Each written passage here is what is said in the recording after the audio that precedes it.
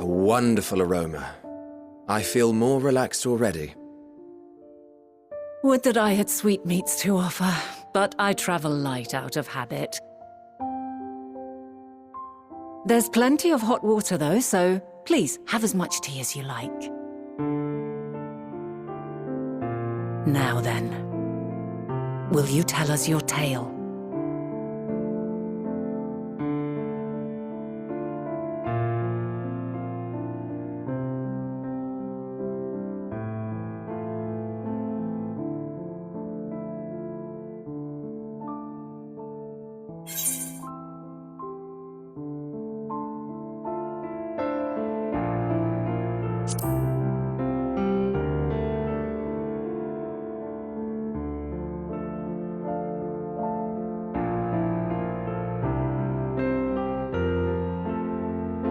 Why don't you start from the beginning?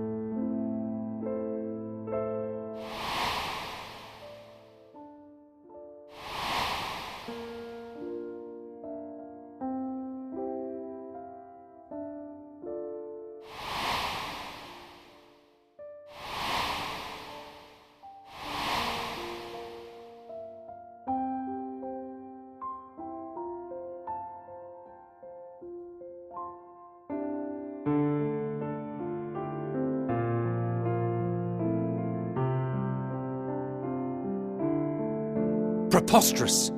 Utterly preposterous! While not the words I would have chosen, I too have my doubts.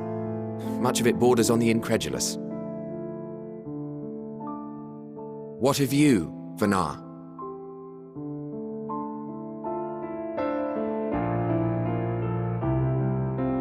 Not knowing the precise details of the first final days, it is difficult to determine the veracity of the tale. Supposing it is all true, I must ask myself why I would do what I did. Why would I feel I had no recourse but to oppose the 14 and create this Hydaelyn? Circumstances change, of course, but it would not have been an easy decision regardless. No, there must have been a reason. One compelling enough to force me to take such drastic measures. Then there is the Elpis flower, which I said would serve as a guide. That it's of import to your mission is plain, but your presence here leads me to believe that this place also holds significance. But what could it be? What are we meant to accomplish? Might it not be simply thus? In the future whence he came, the final days could not be averted. Mankind has no choice but to flee the star. By alerting us to that eventuality, perhaps you wish to pave the way for other futures. Theoretically speaking, it is a possibility. Yet if that were my primary objective, I see no reason to guide our friend to Elpis specifically. The capital and Amarot, or even my own home would be more logical destinations.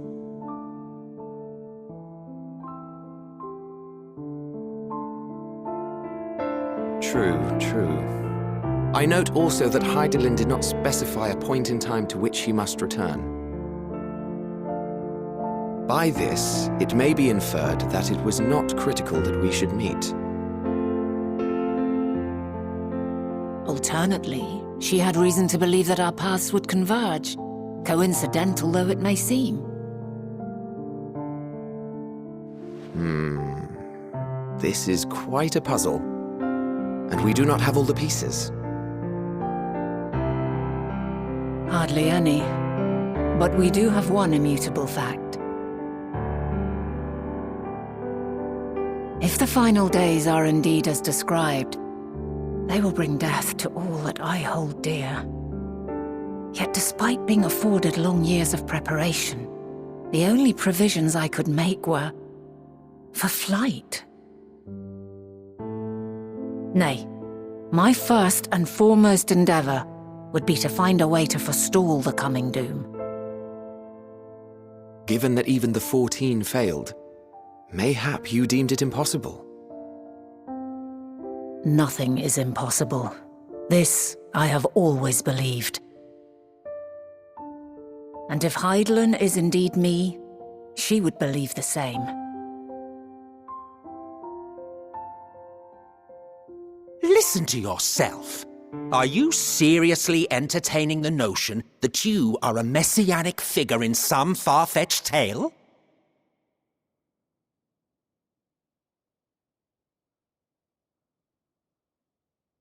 Well, I will not. I refuse to accept that our world could be undone by some unforeseen calamity. I also take offense to my portrayal as a megalomaniacal madman. To sacrifice oneself for the star is a noble act, and I would hold those who gave themselves to this zodiac in the highest esteem. Yet, you claim I recreated Amarot and populated it with phantoms of our people? A bizarre indulgence that would be insulting to their memory. Worse still, I even invited you there. Literally invited my own downfall. Why would I do something so idiotic and inexplicable?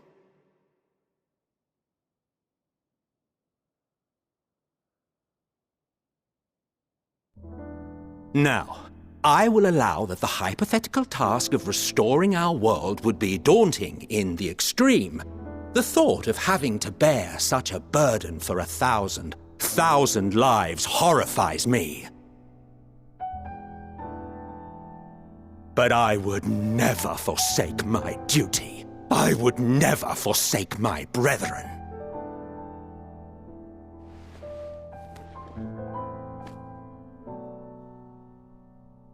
You do not know me. I've had my fill of your fiction. I will return to my duty, and you will not bother me again.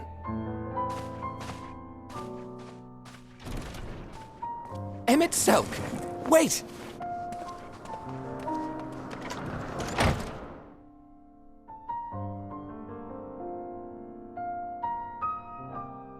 You've seen much of Elpis already. If you have any observations to share, I should like to hear them.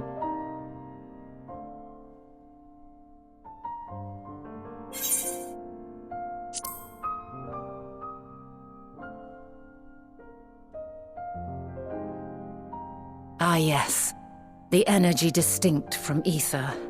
Though not my field, I have a basic understanding of dynamis. And you say Hermes researched the phenomenon in the course of creating Meteon? Yes, I believe this warrants further investigation.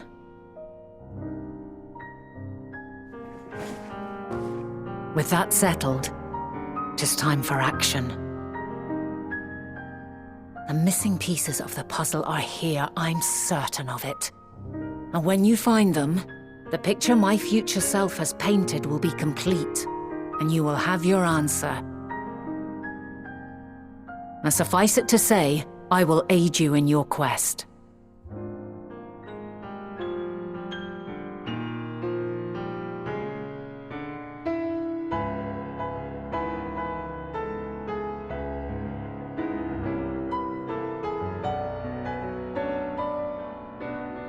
Have faith.